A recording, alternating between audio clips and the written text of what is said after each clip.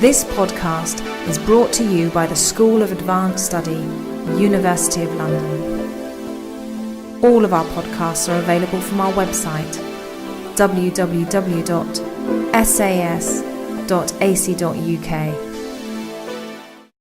Thank you all, first of all, for inviting me. Thank you, Daisy, and thank you all for coming here to listen to me. I was asked to come here to address two broad agenda items. The first one is, what is India's influence in moving forward the human rights agenda in Sri Lanka, primarily vis-à-vis accountability and political devolution, and also its appetite to do so. And secondly, India's influence in shaping the position of other Asian African countries vis-à-vis Sri Lanka. So if that's okay with you, that's what I'm going to address. Yolanda was very passionate, very articulate, and that's a tough act to follow, as they say in Broadway. But I'm going to talk from a different perspective. I'm not an advocate, I'm a political sociologist, and I've worked for many years on the ethnic conflict in Sri Lanka. And one of the aspects of my work has been on the relationship between India and Sri Lanka. So I'm going to try to address these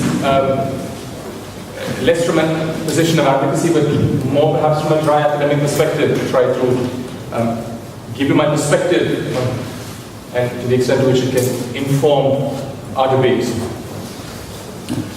Firstly, India's influence in Sri Lanka is, of course, huge. There is no neighbor like India.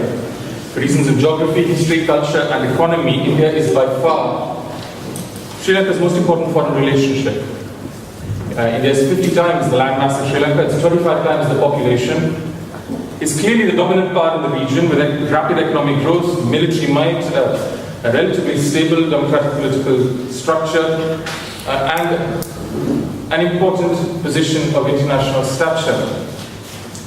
And this is why India's decision to back the US-sponsored resolution critical of Sri Lanka in the UNHRC in March of this year was very significant.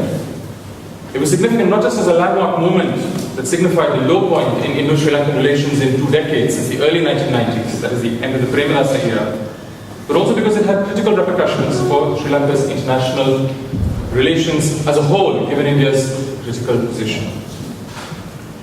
Now, of the 2 questions that we have up behind me, I'm going to try to address the second question a little bit cursorily and dismissively, so that I can move on to the first one. Now, the larger Asian and African nations, South Africa, Nigeria, Kenya, Ethiopia, Iran, Egypt, Indonesia, Pakistan, Malaysia, Vietnam, and so on, don't necessarily follow India's lead. They pretty much follow their own lead, their own interests, their own axe to grind vis-a-vis Sri Lanka, the human rights agenda internationally, or any other issue. They don't necessarily follow India's lead. And if, for example, you look at India's position and following in larger multilateral fora, whether it's the debate over the expansion of the Security Council, the WTO's Doha round, or the post-Kyoto disagreements rather than agreements on climate change, it becomes very clear that there is no loyal constituency of Asian and African countries that reflexively follows India's lead loyally on anything. As for the smaller Asian and African countries, there are idiosyncratic ways in which India's strong advocacy on any issue becomes influential, but not systematic, automatic in shaping the opinions. We live in an age when public diplomacy and the media are often far more influential in shaping opinions than the hard lobbying of states, so that, for example, without necessarily passing any judgment on it one way or the other, the documentary films made and publicized across the world and on Indian TV, on Indian cable TV most importantly, on the events at the end of the Sri Lankan civil war, have been far more influential in shaping global public opinion on the issue of accountability in Sri Lanka than the real politic of mandarins and statesmen in South Block or North Block in New Delhi. Coming back to the first issue, which is to do with India's appetite and likely course of action, I'm going to try to address that issue not directly, but by providing some historical context and the contemporary compulsions that would guide India's relationship and engagement. That can provide a lens through which we may be able to judge how events are likely to unfold. Now, firstly, India's engagement with Sri Lanka vis-a-vis the accountability issue and political devolution issue fit within a historical track record and trajectory that relate not to an abstract lobbying on human rights or a human rights agenda that India is pursuing internationally, but very, very specifically on the Tamil issue, which has been an object of engagement between the two countries since before independence in 1947 and 48. Until the 1970s, it related primarily to the welfare and citizenship status of Indians of relatively recent Indian origin. And since then, that is since the 1970s, it is related largely to the northeastern Tamils of Sri Lanka and the extent to which India came to view itself as having a paternalistic role in protecting their welfare, in advocating for their aspirations, as it entered in, as this community, the Sri Lankan Tamil northeastern community, entered into an increasingly hostile and ultimately violent engagement and ethnic conflict with the majority community. Now, the extent of India's involvement in Sri Lanka and in the Sri Lankan ethnic conflict has changed very significantly since those years of the 1970s, since roughly dated from the end of the 1971 war with Pakistan and the birth of Bangladesh, and has gone through some very complicated twists and turns along the way until we got to March 2012 this year in Geneva. Most importantly, India has already gone through an earlier generation of much pressure and intervention in Sri Lanka in the 1980s, which we must bear in mind, which backfired calamitously both on Sri Lanka and India. In that period, and I'm referring to the late 1980s, India effectively coerced Sri Lanka into a compromise settlement of political devolution, what in Sri Lanka today is the 13th Amendment to the Constitution, and which remains to this day the reference point on all discussions on a political settlement, and the only political settlement that has effectively been done. However, we should not also lose sight of the fact that Indian intervention in Sri Lanka led to a catastrophic, violent destabilization of the Sri Lankan polity that led to tens of thousands of deaths, both in the north and the south, in the period of the induction of Indian soldiers. The near collapse of the Sri Lankan state under a violent insurgency directed primarily at the presence of the Indian soldiers. The unceremonious exit of India from Sri Lanka in 1990, and the assassination ultimately of a former Indian Prime Minister that came a year later. For an entire generation of Indian bureaucrats, diplomats and soldiers, many of whom are now at the apex and the commanding heights of the Indian state, the experience of 1987 to 1990 in Sri Lanka was seared into their consciousness as an enormous, disastrous humiliation, a historic blunder, if you will. Now, India successfully intervened in Sri Lanka and got some measure of a political compromise ran through in that period. But at what cost? Since the early 1990s, as a result of that, India's involvement in the ongoing war in Sri Lanka has, as a result, become deliberately understated and restrained, less visible. And it's only in the post-2006 period, with the acceleration of Colombo 4, when the government military victory appeared increasingly imminent in 2008, that India has stepped forward into a much more open level of engagement with Sri Lanka. On Sri Lanka, I would say, rather than with Sri Lanka. Now, having said that, having opened this with the idea of India having assumed and arrogated to itself perhaps the idea of being the spokespersons, the advocates for the Sri Lankan Tamil community, and on that question, it is important to bear in mind that when we look at India's actions, not just in Geneva, but over the entire course of history before that and since then, and probably likely going forward, India's engagement hinges not just on that one issue, but what I'm going to outline is four broad issues. The first one has to do with regional security considerations and India's view that Sri Lanka ought not to have close relations with foreign powers outside the region, especially those that are in a relationship of rivalry or antagonism with India. This meant in the 1980s the United States, and this means today China. Could I have the next slide, please?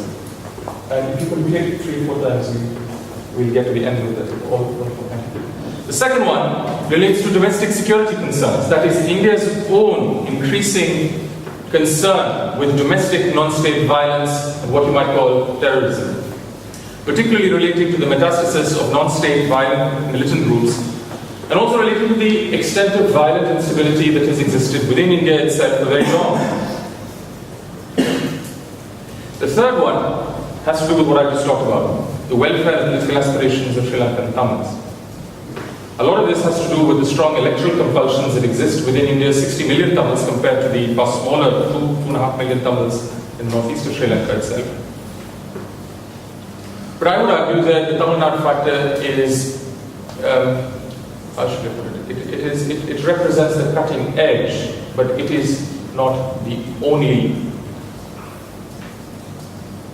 It is not the only source of strong concern for the Tamil community in Sri Lanka. It exists more broadly within India.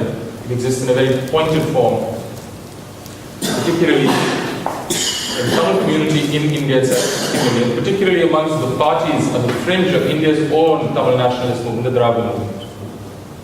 And finally, commercial and investment considerations. India's compulsions, India engages with Sri Lanka in the context of trade, investment, the fact that India's expanding economic reach and orbit brings Sri Lanka very much into it. A lot of the consumer products you find in a Sri Lankan supermarket are Indian in origin. A lot of the investment, a lot of the investors are Indian. The people that seek Sri Lanka's natural resources such as the oil in the Gulf of Mannar are not just Indian companies, but they're Indian public sector companies, UNGC for example.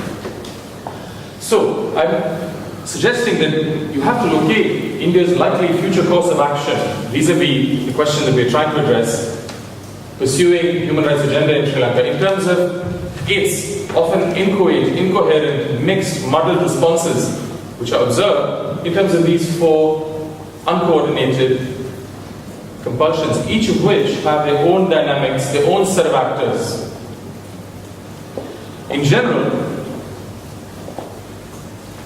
domestic security, the second one on this list, and commercial collaboration, the fourth, are areas where India and Sri Lanka, the governments of India and Sri Lanka, have shared interests. That, could you put the next slide, please? Have shared interests, and that have brought the two governments into closer collaboration, or at least into what one would say non-conflictual engagement, non-conflictual forms of ongoing engagement. That have been there in the past, that are going to be there in the future. Go to the next slide, please. In contrast, the international geopolitical issues and the Sri Lankan Tamil issue are areas of habitual disagreement and tension. And the nature and scale of India's engagement with Sri Lanka, if you want to reduce it to any one final output on any one of these issues, needs to be understood within the balance of imperatives arising within all 4 of these parameters, each one of which works on its own to some extent. India's most significant concern in the first of the categories that I outlined, that is regional security, is of course China. China has since 2007 catapulted itself up the ladder of Sri Lanka's aid donors, as many of the Western donors shot down, to become one of the most important sources of not just aid, but investment, an infrastructure project contractor, and as a deep source of concern to India. It bears mention that India's current High Commissioner to Sri Lanka, Sri Ashok, who's been there since 2009, is not India's top Sri Lankan expert. He is one of India's top China experts. And I don't think it's an accident that India has deployed one of its top China experts to Sri Lanka. The Rajapaksa government in particular in Sri Lanka has been quite skillful in neutralizing pressure from India on the Sri Lankan Tamil issue by stoking the fear of Chinese pressure. By and large, if you look at the map of Sri Lanka infrastructure and foreign aid today, India and China have sort of carved up Sri Lanka in terms of such that China builds now seaports, airports and roads in the south, while India builds seaports, airports and railways in the north. New Delhi's willingness to take a more aggressive advocacy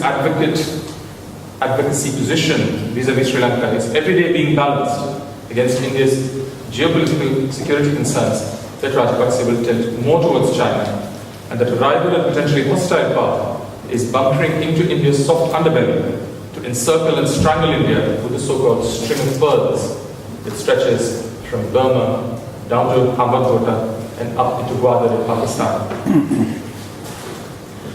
Domestic security concerns are also very important to bear in mind vis-à-vis India.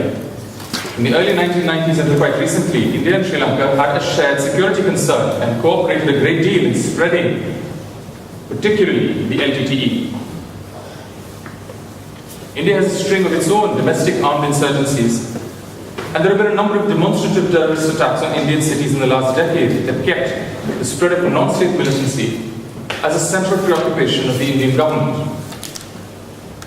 It may be relevant to note that at the time at the end of the last war, in November 2008, when New Delhi was coming under increased domestic and international pressure for a more forceful intervention and advocacy position in Sri Lanka, India became embroiled and absorbed into the Mumbai hotel attacks, which I can say without exaggeration is probably the most iconic terrorist attack to have taken place in India, definitely in recent times, perhaps in the world after 9/11, just in terms, I'm not passing moral judgment on these attacks, but remarking on the extent to which it has absorbed world attention and the extent to which it has completely shaken the Indian government and forced it to reorient its priorities. I mentioned earlier that India bears a paternalistic concern for the Sri Lankan Tamil community. Could you have the next slide, please? And I'm going to suggest that there are broadly three levels at which this is manifest: economics, politics, and law. Since 2009, this has been manifest in economic terms through humanitarian aid. That is, the lowest level of Indian, you can say, advocacy on the Sri Lankan Tamil issue has been to provide schools, houses, hospitals with Indian aid that has been directed largely at the Northeast. The second track of Indian advocacy and engagement refers to politics. And India has been applying persistent and incredibly ineffective pressure on the Rajapaksa government since 2006 to urge it towards balancing, first in 2006 to 2009, towards balancing its military approach with some rhetoric of a political settlement.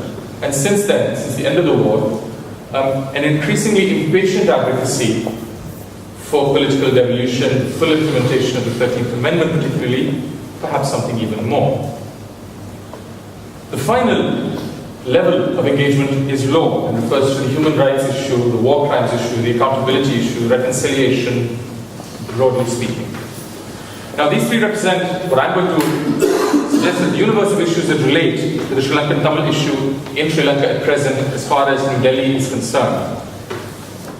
And they represent a continuum from the top to the bottom of what is politically conservative and easy versus what is politically difficult and controversial. The center of gravity of India's pressure on Sri Lanka since 2009, but much before that, definitely since 2006 with this government, has been on the political issue. Perhaps to fully implement the 13th Amendment, perhaps to enhance it in some way. The government, the Rajapaksa government, has for the most part said yes, has agreed to it on many occasions. And although they've not really shared their discussions with their Indian interlocutors publicly, the Indian interlocutors have certainly been very open in reporting that the Sri Lankan government has been very forthcoming on the issue of its willingness to pursue measures towards a political settlement.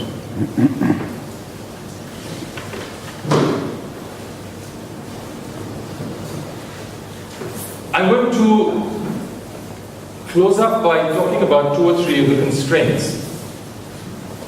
Firstly, the interesting thing is that India has begun to pursue the accountability issue for the very first time with its vote in Geneva in March. That represented a historic step. Many people were quite disappointed on the advocacy side, on the human rights side, both inside Sri Lanka and outside, with the fact that India had clearly got the US to water down the text a little bit. But I think it is important to bear in mind that it was a historic step for New Delhi to take to move from political devolution towards some pressure on the accountability issue. However, I don't think that this signifies a wholehearted entry by India into the accountability issue or a greater extent of India's involvement or acceptance in the international human rights agenda, more broadly speaking. For one thing, India is not an advocate of this in the past and has not, and is not likely to be so in the future. because of the very large possibility that India's own involvement and India's own ghosts in Kashmir, perhaps even going back as far as Punjab in the 1980s and early 1990s, or the northeast of India, Nagaland, and up to today in Manipur, become an issue of the Human Rights Council itself, something that India has steadfastly rejected and refused. Secondly, there is an unstated but very present relationship between the two components of the human rights agenda that I had started talking about at the very beginning, which is the issue of political settlement and devolution and accountability, however you may want to pose that.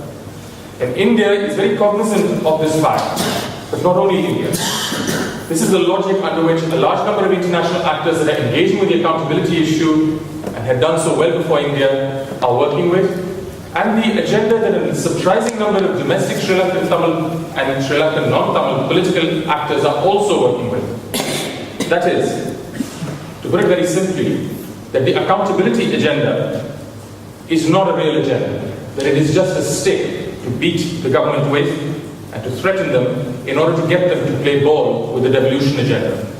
Threaten them with accountability at an international forum with the hope that that will also allow the government enough escape room to open the hatch and escape by delivering on political devolution. I'm not sure if it's clear what I meant, but I think that India's vote and escalation of its lobbying effort towards accountability does not signify that India is interested in the accountability issue going through to any significant measure. I think it means, and it is a signal, that India is very displeased with Sri Lanka and its record on delivering on political solution and on devolution for the last 3 years. And it's suggesting that the pain will be ratcheted up on the accountability issue unless the government of Sri Lanka starts delivering somewhere else. In other words, there is a political instrumentality here. And the human rights agenda, the war crimes issue, the accountability issue, the reconciliation issue is being pursued actively by a number of players in the international and domestic stage in Sri Lanka. Because they feel that given the intransigence of the government towards political devolution, domestic political actors feel, given the hegemonic control that the government has over parliament and over the political landscape as a whole, this may be the only opening that they have to influence the government, to pressure the government to do something vis-a-vis devolution. I'm going to conclude by saying that India's vote against Sri Lanka in March was all about India upping the ante in order to get progress in the other. It was not, as has been misinterpreted in Colombo and in other parts of the world, New Delhi caving in to Tamil Nadu, New Delhi caving in to Karnataka, not that they're not important, or New Delhi caving in to the US agenda. I think it's a clear sign of displeasure and impatience from New Delhi towards the Sri Lankan government at progress with devolution. Let me conclude by saying that India's inclinations to pursue the human rights agenda, broadly speaking, are going to be conditioned by historical factors, particularly India's historical problem in pursuing that agenda in Sri Lanka and the lessons that they feel that they learned in the 1980s. It is conditioned by a number of other factors that guide India's compulsions to vis-a-vis Sri Lanka, which include regional considerations, international geopolitics, domestic security considerations, and commercial considerations. And finally, India's engagement with the human rights issue has to be seen in terms of the instrumentality of the one vis-a-vis the other. Thank you very much.